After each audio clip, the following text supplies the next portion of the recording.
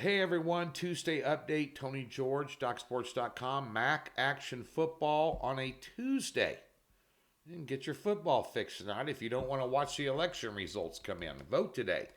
Get out and utilize one of the greatest rights we have as Americans. If you like the way things are going, well, vote that way. If you don't like the way they're going, vote the other way. Whatever you want to do, I don't care. But exercise that right and get out and vote today. Mrs. George and I did, and had a little breakfast afterwards, and came home. Now we're back to work. But nonetheless, here we're talking Mac Action. We're going to tell you two quick things.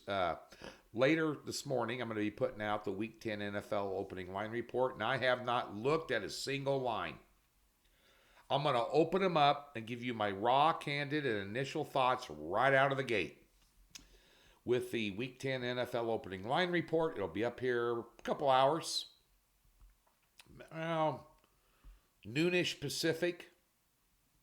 Be sure to leave your comments in the comments section. We'll filter out all the F-bombs and, haters and porn sites and other handicapping services that come in and try and get you to link up to their website because they're too lazy to go out on their own and stake their own claim. Try and poach clients, whatever. Poach followers, with nothing.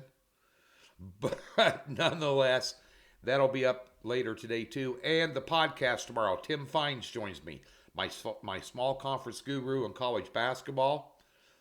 He was also my WNBA capper, the only two sports that he caps. And he's good at it. 64% in the WNBA for the season. It's hard to go 64% in any sport in any season. Nonetheless, small conference guru guy, all the free picks that we had for winning these small conference titles were on Twitter at TGeorgeSports. Gave them to you for free, including his pick of the year. Free at TGeorgeSports on my profile page. Scroll down, you'll find them. That's where you'll find the podcast tomorrow. Live, noon Central, 1 Eastern. If you miss it, it'll be archived there, as well as Facebook on my group page. Just type in Tony George Sports if you're not a Twitter guy or gal. That being said, we'll tell you what's going on over at the website here in a second, including a first top pick of the season in the NHL. And we'll discuss last night's free plays, including some thoughts. But nonetheless, let's get to this game tonight. This is a big game tonight. You got Toledo at home laying 11 against Ball State. This is a big game. If Toledo you have a one-game lead over Ball State right now in the MAC West. If they win this game, they're in the driver's seat to get to the title game. Without question, they're going to get there. Ball State is going to say something about that. So you look at this game, and I don't like taking these Tuesday and Wednesday games for premium plays because the MAC, it's MAC attack. Let me translate that for you. That's heart attack. A lot of times. And there's just better games to bet up on the upcoming weekend. There really is. But maybe somebody's got a 7 or 8 unit play today over at Doc's on one of these games. I don't know. I don't care. I don't follow any of them.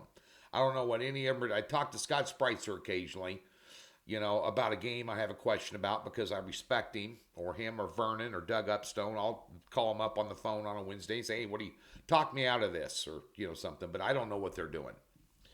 But in my opinion here, this game may have a little bit of value of all the games that are being played tonight because it's such a big game and it's such a big spread. And the big question mark in this game is whether DeQuan Finn is going to play quarterback for Toledo or not because he's out on concussion protocol. He didn't play the last game. Then it's still a question mark. You can't trust an injury report, and they're not going to tip their hand. They had a redshirt freshman come in and do okay last game. Didn't hurt him at all. Decent in pedestrian numbers, but didn't hurt him. A come from behind win. But Ball State here. So I take a look at these big spreads. The first thing I do is take a look at the total. The total's 50. It's pretty low total for college football. It really is anymore. 8 out of the last 10 between these two have went under. And so when you catch an 11 points like this, I ask myself, who can dominate the line of scrimmage? Because both their defenses are relatively even. They both allow 27 points a game. Toledo's a little better offensively. So About 9 points a game.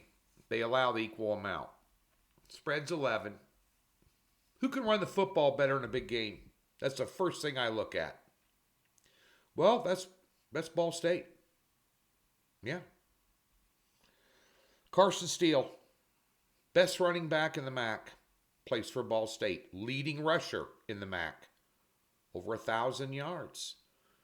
Now, as talented as any running back can be, their talent level is very much determined by how good their offensive line is.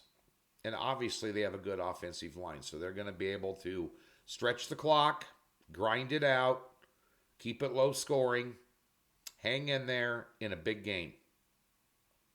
So I'll take them. Ball State in a big game tonight in the MAC West, plus the 11. Over at the website today, 7-unit NHL game of the month.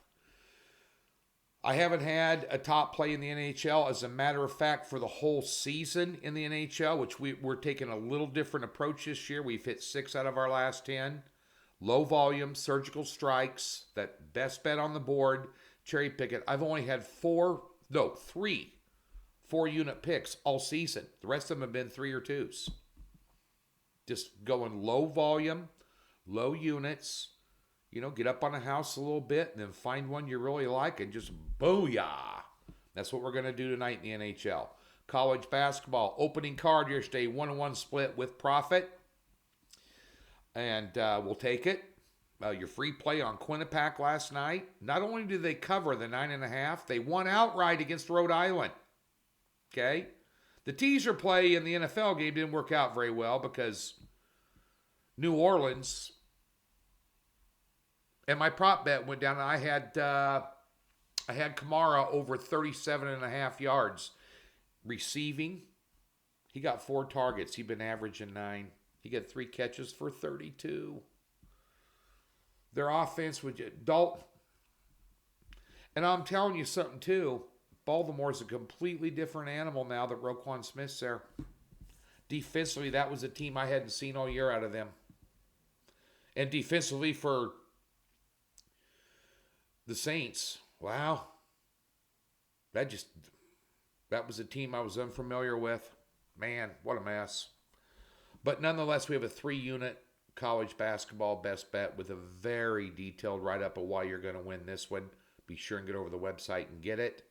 And we'll be back up later today with, obviously, the NFL opening line report. That podcast tomorrow. Have a great Tuesday.